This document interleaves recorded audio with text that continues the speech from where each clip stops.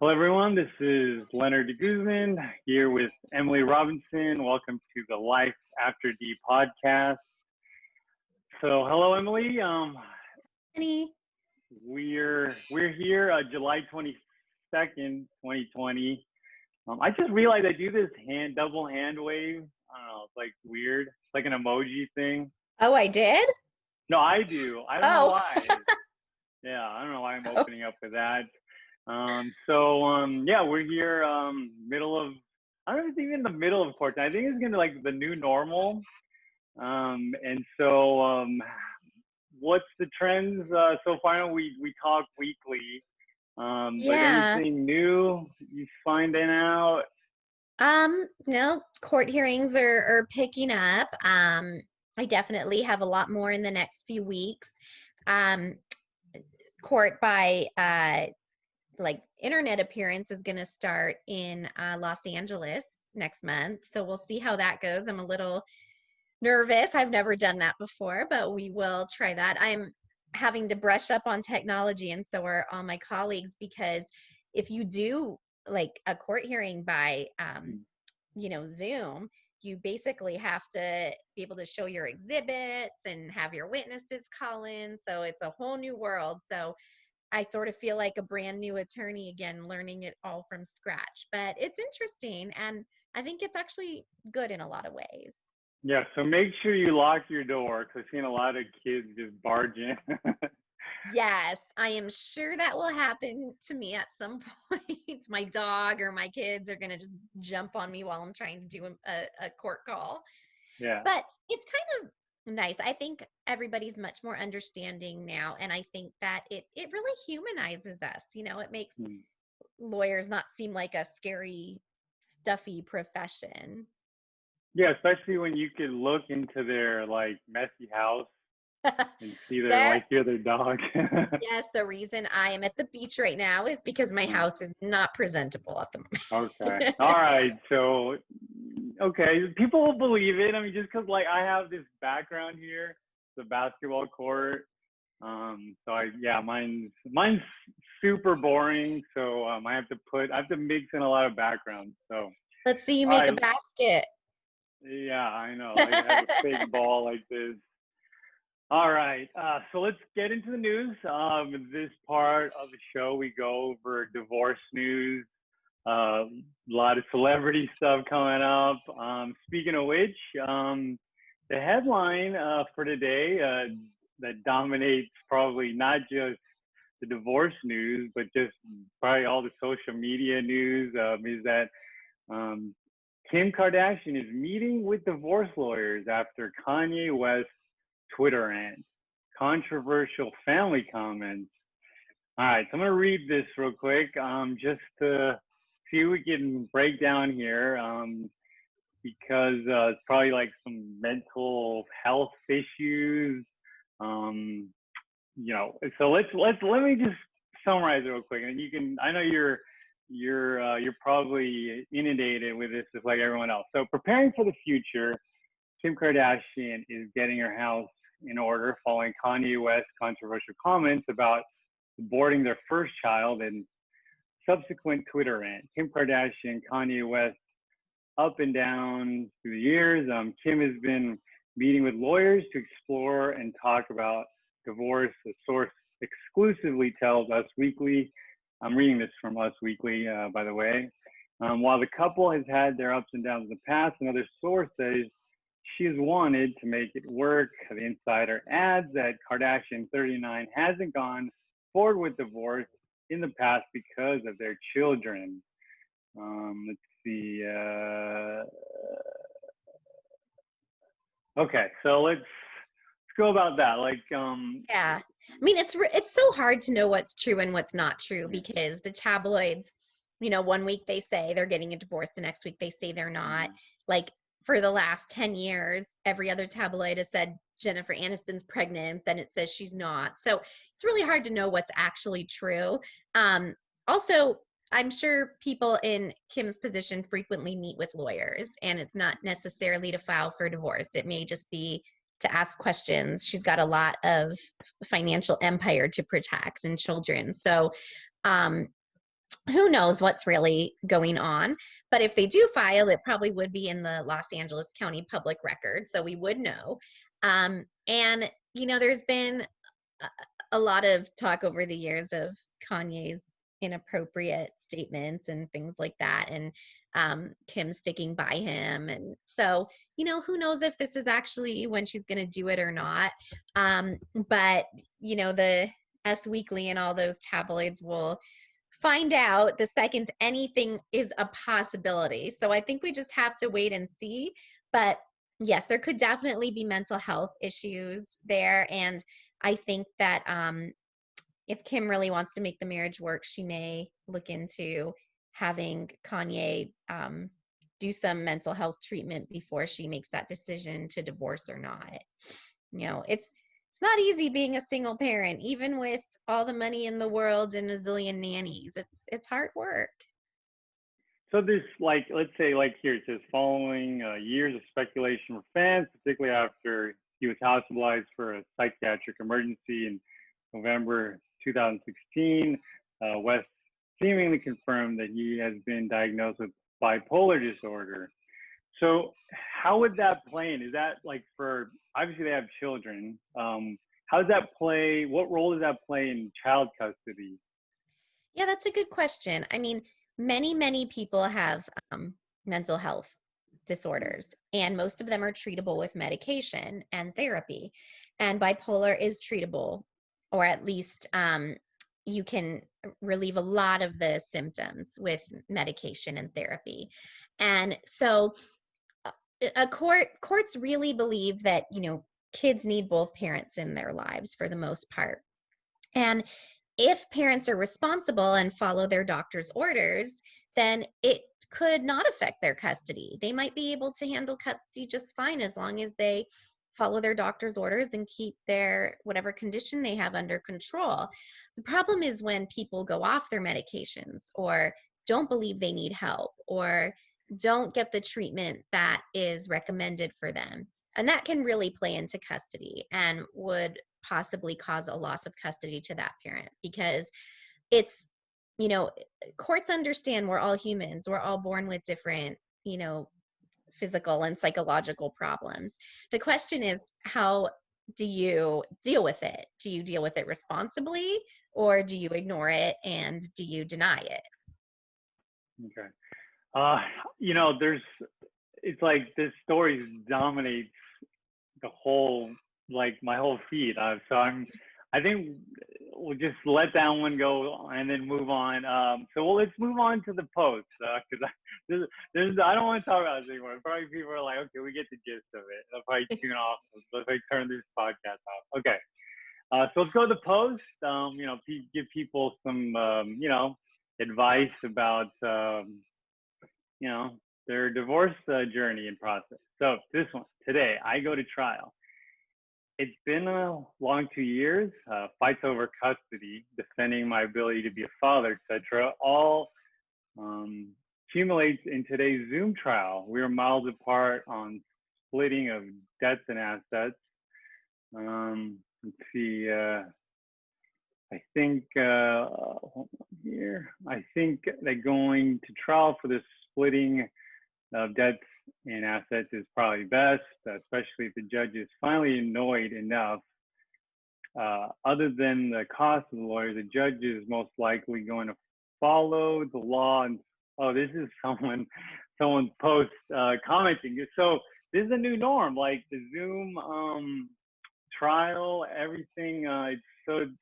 This confirms what you were saying earlier. Is there differences where a person going through it pre-COVID versus like post, like in the modern? Is it like, what are the differences? Maybe what are the advantages, disadvantages that you see from clients that you talk to? Well, I think, the advantages pre-COVID were, in something like a trial where there's going to be witnesses and testimony, you want the judge to see you in person. You want the witnesses' reactions. There's so much about body language and just the way you act in court and carry yourself that's important to determine if you're being truthful or not. I think that's a lot harder, you know, over the computer. I mean, you can't see what I'm doing with my hands right now. You can't see if someone's passing me notes of what to say. So I think all of that can be a problem. I think they're trying to work out ways around it, but that's more difficult. I think, you know, so that's probably a disadvantage. But I think the advantages are, you know, it makes the world much smaller. Commute time for court was significant. A lot of times, you know, you'd show up for your trial and an emergency happened in another case. And so you get bumped, and now everybody's paid lawyers for 3 hours to drive downtown and nothing happens that day. Now you're just sitting at your computer, and if you get booted, you could work on other stuff. And so I think the advantage now after COVID is it probably saves clients a lot of money. A trial that might have cost you, you know, every day you bill 10 hours between commute time and the court time, maybe you're only billing 5 because you don't have that commute time and all that dead time and the lunch hour. And it's just a very different type of setting. I think post-COVID, it is a lot harder for lawyers to figure out the best way to, like I said before, do their exhibits with the technology presence. And I think, you know, until we figure that out and get good at that, it could be less effective. We just have to figure that out. It's a new world, and we have to learn it.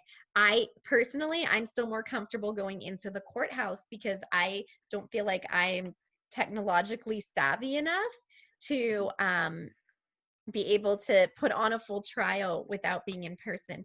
But I am actively taking courses and doing whatever I can do to learn that, because I think that's what you have to do now, or you're going to get left behind. Because I think in certain counties, some judges may even be virtual. Like they may not even be there. You might be going to the courthouse, but the judge is appearing on Zoom. So it's just a new reality we all have to deal with. And so, you know, there's advantages and disadvantages to both. But I think at least with the virtual appearances, at least the judge can still see your face. I think phone appearance is very hard, because how do you know if a witness is telling the truth just by phone and you can't see them? Yeah, I agree. I think everything changes. Like stand-up comedy it's on Zoom. It's like sit-down comedy. It's like, right? It's a totally different dynamic. But I think it'll be really interesting for the attorneys that, you know, are starting now, who can't even take the bar because they can't take it because of COVID. They are not going to know a world where we didn't do it this way. And so it'll be really interesting because they will learn this technology just as part of their regular, you know, just learning how to practice. Like when I started practicing, we didn't really use hard books anymore like that, you know, like the generation before me, everything was about research and books. By the time I started practicing, everything was online, and you could research everything you needed to online without ever opening a hard copy of the, you know, law books. I can look up all the code online. So to me, that's the world. So to them, it's just going to be a new world, and they're probably going to have to teach the older timers, which I guess I'm one now, how to do it. Well, no, I mean, you're just going to get that Elon Musk chip, the brain chip, and then you'll have all the law, like, just like that. Just like, you know, you search it, you're going to just like push a button and you just regurgitate it. And so that would be amazing. I would sign up for that in a minute. You probably have to risk that there's like a 50% chance you would just probably be brain dead, because like if you're like the first like 10, the first 10 get it free. So I don't think I want to be one of those. I don't know if that's worth the risk, but it would be pretty cool. Okay, but on that bar subject, that's another interesting note. So I don't know if you heard that attorneys who are supposed to sit for the bar this month aren't going to sit for it. They are going to get their license in California provisionally, and they have to like mentor under another attorney, and then they can, I think, take it later in the year. But that's like crazy. They just get to start practicing without taking the bar, and Oh, then they that's take the bar, and hopefully they pass. oh well, okay, that's totally. So I mean, what are you gonna do? Like, no one knows this thing works. So No, it's, and I guess for lawyers, it's fine. They're practicing under a seasoned lawyer, but I'm really wondering, like with doctors and the boards, like that's really important. Like doctors have to stay up on everything. And so I hope that they have a way for them to still, take the boards and do their education that they need to do. you're like, I want the one who got the certification 2019 and Right. older. Well, So, I do think about that, and I hope like that there's no, prejudice against people who, graduated in 2020 and couldn't take these tests right away because of COVID.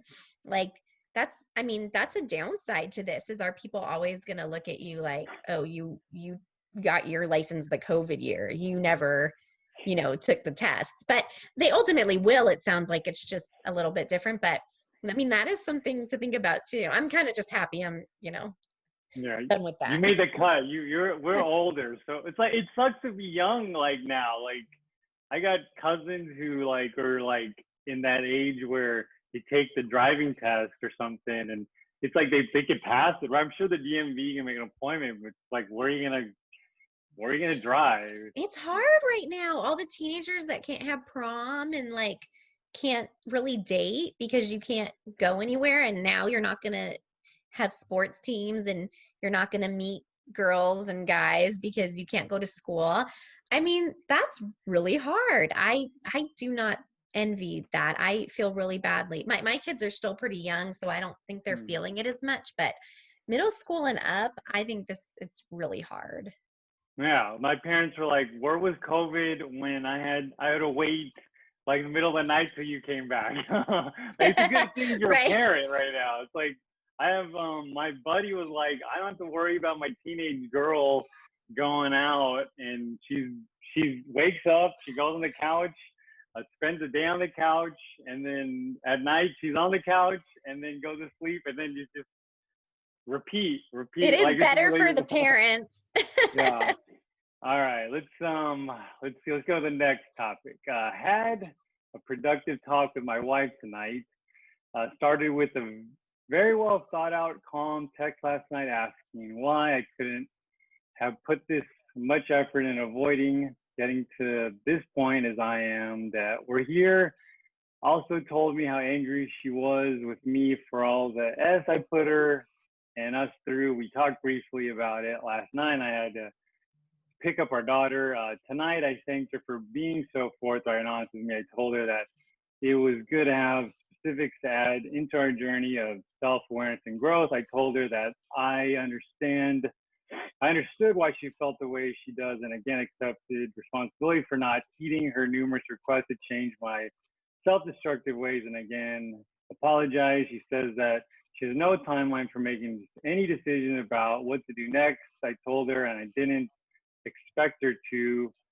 Let's get to the meat of this. I also told her I'm operating under the assumption that we're over, that I have to, in order to make the changes in my life that are needed, and that I can't do that if I'm doing it to prevent a divorce. If the work I'm putting in ends up getting me one last chance, then great. But regardless, I will end up being a better man and father, and that benefits all of us. So I guess they're kind of in between, like trying to make a Yeah. decision.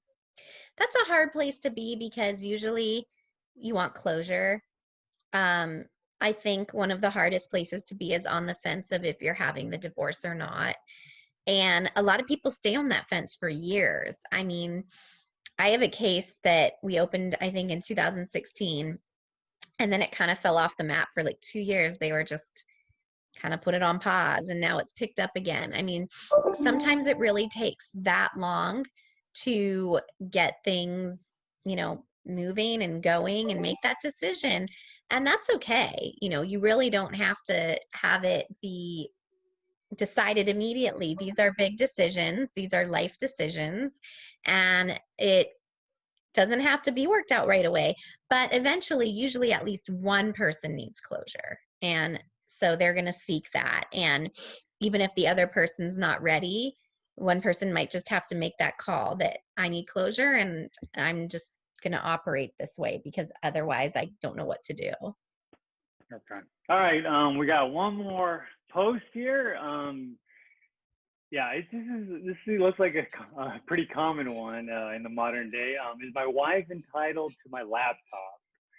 My wife of 2 years and I are divorcing because due to her affair with another woman, we have no children or shared property.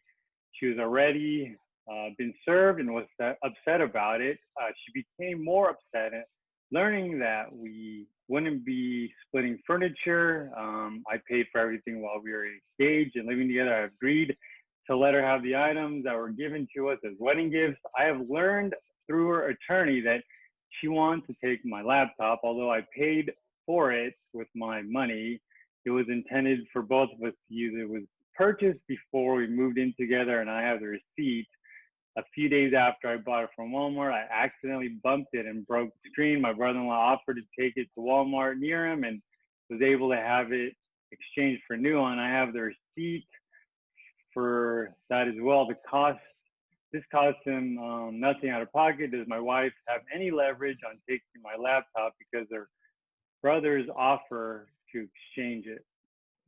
So if it was bought before the marriage, which it sounds like it was, no, it's his, and she cannot touch it. And the brother offering to help really doesn't change the nature of the property. It's about when it was purchased and with what funds. Yeah, for your information. Huh? No, go ahead. Okay. No. So I read the title. And I was like, oh, this means like, hey, is my wife? When I read it, I assumed that is my wife entitled to my laptop and my password? So how does that work? Like, it's as far as like privacy, because like we all have like our own, phones and computers. How does that work? Like in the divorce process? Well, so you're not entitled to like spy on your, spouse's personal information, and you shouldn't be necessarily going into their phones with their passwords. But as far as the actual hard device, it's about when it was purchased. So if the phone was purchased during the marriage, it's a joint phone.